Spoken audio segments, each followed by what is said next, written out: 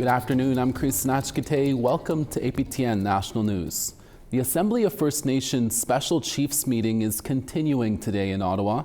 APTN's Nouvelles National host Kim Sullivan is on the scene there for day 2, and she joins us now to tell us what she's heard so far at today's meeting. Kim, thank you for joining us. Can you tell us what has happened so far on day 2 of the Assembly? It was a very emotional start to the morning, Creason. It was very serious and sensitive topics. We talked about human trafficking, about gender-based violence and sexual assault. As we know, these are core to the crisis of missing and murdered Indigenous women, girls, and Two-Spirited peoples. We know also that nationally, these individuals are representing a bigger portion, a disproportionate portion of the sexually exploited victims. And one of the points they were bringing up today is that one of the reasons behind it is the fact that, among others, there's more homelessness among that population, more unemployment, higher rates of arrest, and higher rates of individuals that went through child protection, which is also going to be two topics at the core of the discussion this afternoon as we tackle policing and the long-term reform of child and family services. And Kim, what have you heard about any real solutions to those issues? Well, when the chiefs and members actually spoke today, the words that came up, the terms that came up were things like no barrier exit strategies and Indigenous-led approaches and Indigenous governing, which are all words that have been part of the discussion for the past 20 years. So it's not new. It's really terms that we want to put into practice. And many are asking, why is this not happening yet? And it was very interesting because there was a speaker this morning. He is the founder of Not in My City initiative. He shared his favorite quote, which is, when do we plant a tree? I'll answer 20 years ago, but the second best answer is now. And I think that actually planted the seed this morning in many's mind that change can start now and that we are the factor of change. So left to be seen if it's going to happen. We'll have to leave it there. That's Kim Sullivan with Nouvelles National reporting live from the AFN Special Chiefs Assembly at the Rogers Centre in Ottawa. Thank you, Kim. Thank you. The 2 remaining members of the Métis National Council say they will carry on despite Métis Nation British Columbia pulling out of the organization last weekend. The Métis Nation of Ontario and Métis Nation Alberta are all that's left of the 40-year-old organization that is also currently leaderless. MNBC said the structure of the national body was no longer equitable, something the remaining members of MNC dispute. In a statement released by the MNC on Wednesday, Métis Nation of Ontario President Margaret Froh wrote, "Assertions that MNC is undemocratic or inequitable are both untrue and unjustified." The statement goes on to say the Métis National Council remains steadfast in its commitment to advancing the priorities of its member Métis governments and their citizens. The MNC will continue advocating for the shared priorities of its member Métis governments. We'll bring you more updates on this as they become available. 2 people have died, including a teenage girl, following a house fire in a northern First Nation in Saskatchewan. On Tuesday at around 5:30 a.m., La Loche RCMP received a report of a house fire in the Clearwater River Dene Nation. A teenage girl was taken to hospital but later died. Another person who has yet to be identified was found dead inside the home. The Saskatchewan Public Safety Agency is now investigating the cause of the fire. Meanwhile, Chief Teddy Clark said the First Nation is organizing a crisis team to support the community and families involved. Clearwater River Dene Nation is located about 600 kilometers northwest of Saskatoon. RCMP in southern Saskatchewan are investigating after a man was found dead on the White Bear First Nation early Tuesday morning. At around 2:30 a.m. on Tuesday, Carlisle RCMP received a report of an injured person at a residence in White Bear. When officers arrived, they found the body of a 33-year-old man from the town of Cornack. Saskatchewan RCMP Major Crimes is now investigating and deeming the deaths as suspicious. RCMP says there will be an increased police presence in White Bear this week. Anyone with information on the death is asked to contact RCMP or Crime Stoppers. White Bear First Nation is located about 200 kilometers southeast of Regina. It has been a deadly couple of days in Manitoba this week. The RCMP and Winnipeg Police Service have released reports of 5 deaths in Manitoba in the past 24 hours. With more, here's Sierra Bettens.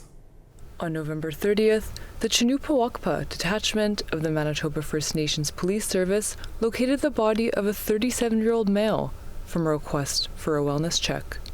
On December 1st at 10:30 p.m., Portage La Prairie RCMP located a 42-year-old male and 37-year-old female deceased.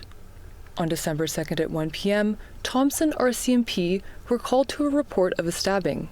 A 31-year-old male was transported to hospital where he succumbed to his injuries. In the evening of December 2nd, Winnipeg police located a female in her 20s at the 200 block of Furby Street with serious injuries. The female died after being taken to hospital.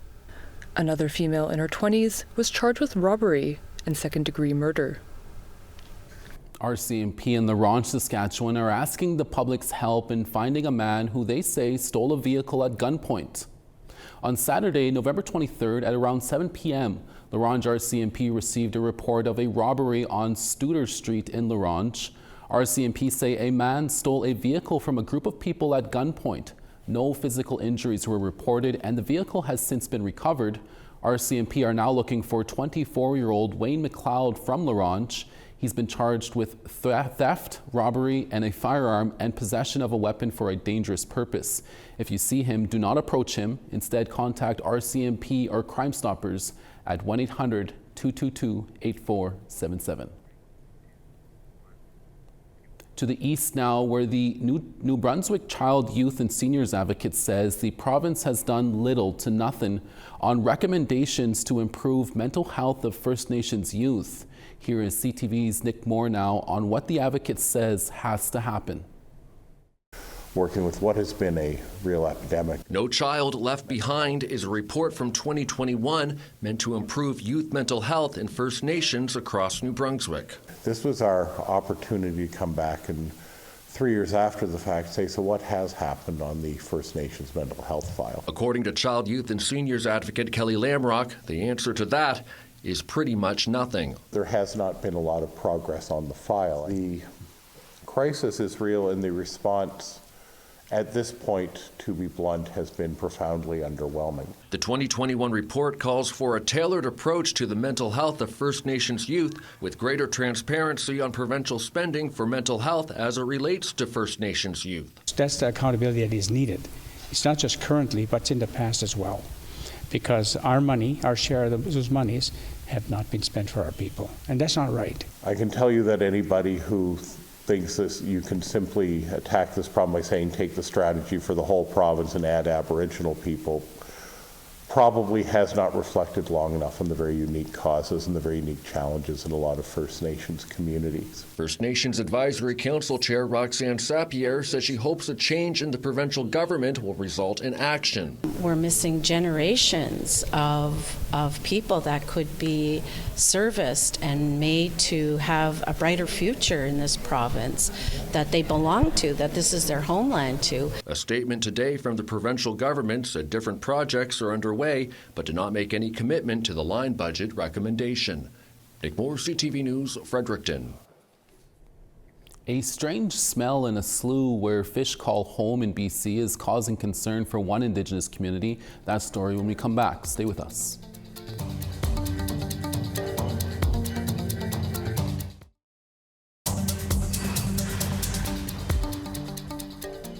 Welcome back. 2 First Nations in the Fraser Valley are sounding the alarm over a spill that they say is toxic. For the second time in recent months, a mysterious discharge is flowing into a Chilliwack waterway. As CTV's Craig Krause reports, the First Nations are calling on the province to help solve the issue as they work to clean up the mess. Well, here we are with this channel flowing into the Hope Slough here. A waterway that the Shiam and Squaw First Nations say was once clear and thriving. And the stench was so powerful, so strong, you could smell it from over there. You can see in this recent video provided by the Sham First Nation a white substance coming through a nearby pipe and spreading into the Hope Slough. You can see the different color of the bubbles there. Forcing the two Chilliwack area First Nations to plead for help from all levels of government for the second time in as many months. In order to have success in this work to protect this waterway, we need buy-in from all agencies. We need support and action. In an email to CTV News, the Ministry of Environment and Parks said emergency officers responded to the area on September 23rd to the initial report of dead fish in a spill. An inspection commenced with several local and regional agencies. And then they say the following week, water quality had returned to normal and there was no risk to drinking water. But the source of the spill remains unclear. As for this recent potential spill, the province says it is aware and is following up, but hasn't received any reports of dead fish until Monday. So what we just discovered is a dead salmon that's pre-spawn. This is possible evidence of fish mortality from this spill. A concerning discovery, as the two First Nations have been pouring in thousands of dollars to clean up the area as part of their multi-million-dollar project to revitalize the Hope Slough, a project they say needs collaboration. To make sure that we stop the pollution that is going into this waterway here. And in the meantime, Cheyenne and Squaw First Nation sent a sample of the water from here to a lab for testing, and they expect to have those results back within the next 3 weeks. Craig Crow, CTV News, Chilliwack. This next story is about a grandmother who has endured a lot of challenges to overcome many obstacles and follow her dreams to become a lawyer. APTN's Tina House has this story from Vancouver. After 8 years in school, it's an exciting day for Mavis Benson as she officially graduates from law school and is getting called to the bar. Mavis Benson. Mavis has come a long way to reach this goal, with the odds stacked up against her. Originally from the Cheslata First Nation in northern BC, Mavis and both her parents all went to residential school, and growing up for her wasn't easy. Every time I thought of quitting, every time I was so exhausted that I couldn't even do it anymore. I couldn't even I couldn't read another sentence. I couldn't study anymore. I always thought, you know, my kids are looking at me, my children are looking at me, the community is looking at me, and I can't quit. And for over 10 years, Mavis has been the voice for her daughter, Faith Alexis, who has been lost to drug addiction and mental illness. In 2020, we brought you a feature story on Faith and Mavis's fight to get her daughter into treatment. Faith Rose Alexis was born on March the 8th, 1982, in Bella Coola, BC. Her mother, Mavis Benson, was just 16 years old at the time. Being really young and naive, I just didn't know what I was in for. Faith grew up and had 4 kids of her own, but after her addictions got really bad, Mavis took custody of her grandkids, but has never turned her back on Faith, spending hours walking the streets looking for her daughter and never giving up hope. Hi, Faith. Hi. Mom, is that you? Yes. Oh, hi, Mom. Hi, baby. Hi. I just feel like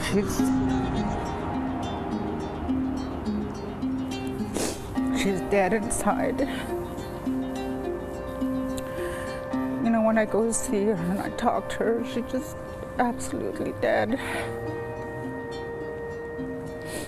It's not the Faith that I knew, you know, it's not the Faith that I raised. And now, 4 years after that story aired, today, Mavis is surrounded by her family and friends, including Chief of the Cheslata First Nation, Chief Karina Leween, and 2 of her council members, as they proudly leave the ceremony at the courthouse. Well, Mavis is an example of a lot of hard work and determination, sacrifice, all the things that it took her to get to where she is. For anybody out there that's a young student or at any age can accomplish this with, you know, that drive and that passion to succeed, and then be very proud at the end of their journey. Very proud of her. The single mom who raised her 4 grandchildren on her own while going to school says all the struggles were worth it, and she's proud of her accomplishments. Being a single parent, going to school, doing articling and studying, has taught me a lot of time management skills, resilience skills, and it has also taught me of why I am here today. You know, I am the voice of the people who are voiceless. Mavis says she plans on specializing in criminal and family law. My main goal is to ensure that justice is not denied to our people, and also to ensure that everyone who needs representation does get fair and adequate representation, and that they're heard by the courts. Tina House, APTN National News, Vancouver. A First Nation in Western Manitoba is celebrating this week after a number of bison have returned after more than a century.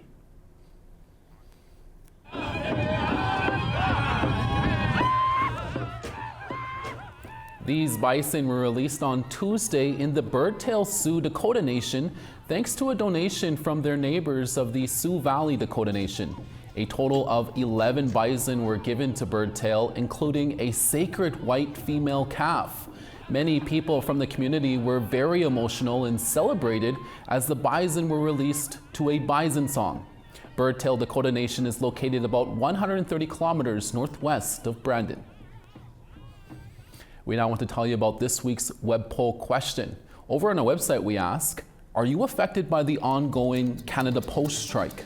Your answers are yes or no. Have your say at www.aptnnews.ca. For more than 8 years, the family of Ashley Morin have been searching for their loved one who went missing in 2018 in North Battleford, Saskatchewan. We will speak with Ashley's sister when we come back.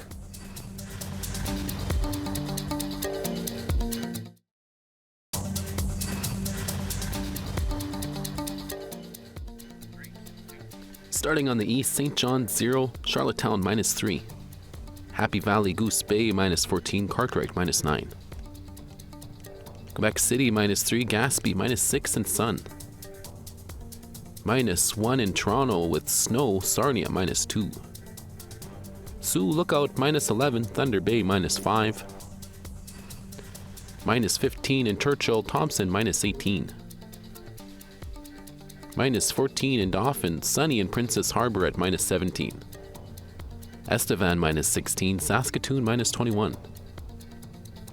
-29 in Stony Rapids, Buffalo Narrows -21. Over in the west, high level -17, Peace River -9. Calgary 8, Red Deer -1. Tofino 9, Campbell River 7. -2 in Dees Lake, Fort Nelson -12. -20 in Old Crow, Rock River -5. Norman Wells -7, Wrigley -12. Tuktoyaktuk -18, Inuvik -18. Baker Lake -31, Whale Cove -28. And Iqaluit -13, Clyde River -17. It has been more than 6 years since Ashley Morin went missing from North Battleford, Saskatchewan. Morin's family hasn't given up hope and continues to ask for the public's help in finding her. Ashley Morin, who is from the Atakakuk First Nation, was reported missing on July 10th of 2018. Last July, her family and friends marked the 6th anniversary of her disappearance with an awareness walk from the Gold Eagle Casino to the local library. RCMP believe Morin was a victim of a homicide, but there have been no arrests and no charges laid. In 2019, police released a photo of a two-tone van with no rear windows they believe is connected to Morin's disappearance. They are still wanting to speak with the driver of that vehicle and continue to ask the public to send in tips regarding that van. Also, a $30,000 reward for information leading to Morin's whereabouts still stands. Janine Morin, the sister of Ashley Morin, spoke with us recently from North Battleford. Janine, thank you for speaking with us. First off, can you tell us about the day your sister Ashley went missing and where she was going? Well, my sister was last seen July 10th, 2018. Now, I'm not sure where she was going, but the bag that she'd always carried was found on 96th Street of 15th Avenue, which is by John Paul. A bystander found it, picked it up, and taken it to the RCMP. Now, as for how long the time between then and the day that I had reported her was July 22nd of 2018. It was probably very concerning to find this bag out on the street somewhere, hey? Yes, definitely. What is the latest information you have from the RCMP on this investigation that you're able to tell us? Well, the latest information is really not much they can say.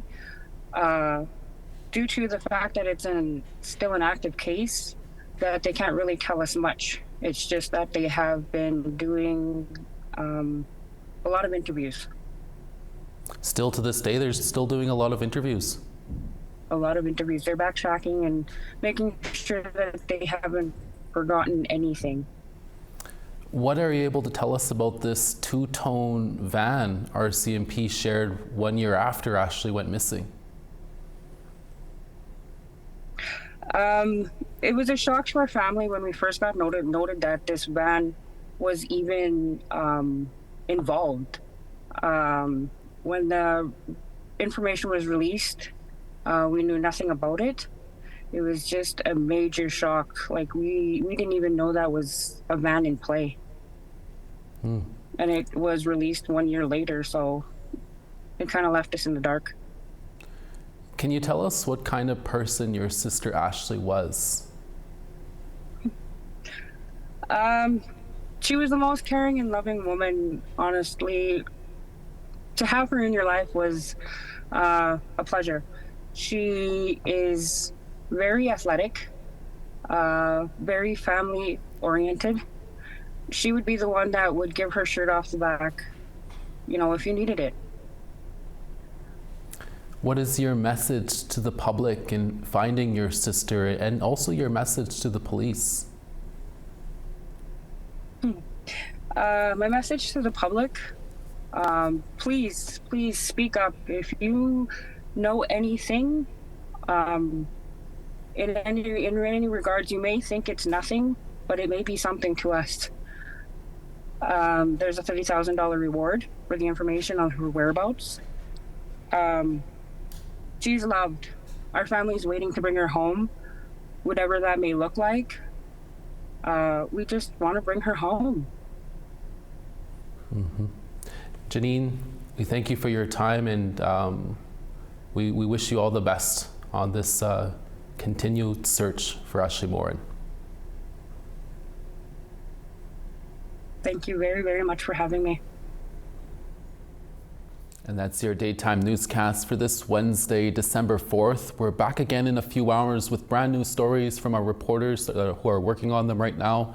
From everyone at APTN National News, hi miigwech masicho. Thank you for watching. We'll see you again next day.